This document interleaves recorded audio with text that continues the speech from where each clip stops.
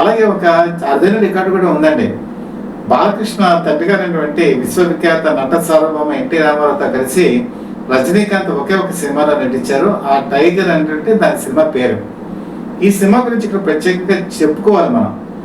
ఈ tiger cinema 1978 నిర్మాణ దశలో ఉన్నప్పుడు రజనీకాంత్కి ఆరోగ్యం బాల, డ్రగ్స్ వాడుతున్న అభియోగాలు ఆ రోజుల్లో ఈ సినిమా ఇండస్ట్రీలో ఉన్నాయి. పైగా అందరితోనూ గొడవలు పెట్టుకునేవాడు, చికాకు పడుతుండేవాడు.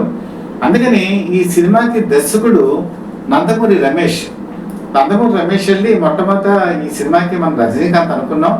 కాకపోతే రజనీకాంత్ బ్యాడ్ బిహేవియర్ అని చెప్పేసి పరిశ్రమ అంతా కూడా కోడే కూస్తోంది, మనం తీసేద్దామని చెప్పి అన్నారు. ఎన్టీ రామారావు ఒప్పుకోలేదు.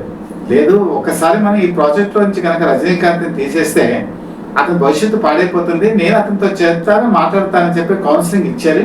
ఆ తర్వాత ఆ సినిమాలో నటించారు రజనీకాంత్. అది ఒక టర్నింగ్ పాయింట్. అయితే ఎన్టీ రామారావు తన మీద చూపించినటువంటి అవాజ్యమైన ప్రేమని రజనీకాంత్ ఎప్పుడు కూడా మర్చిపోలా. చివరి వరకు కూడా ఆయనంటే అభిమానులు చూపించారు. ఆ విధంగా ఇప్పుడు ఆయన తనటువంటి బాలకృష్ణతో ఈ సినిమా ఒక మరో మలుపు.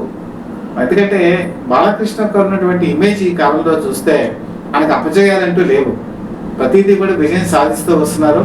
అలాగే జైలర్ 2 ప్రాజెక్ట్లో కనుక బాలకృష్ణ అడుగు పెడితే నిజంగా ఆ ప్రాజెక్టుకి ఇటు తెలుగులోను అటు తమిళంలో కూడా మంచి ఆదరణ లభిస్తుంది.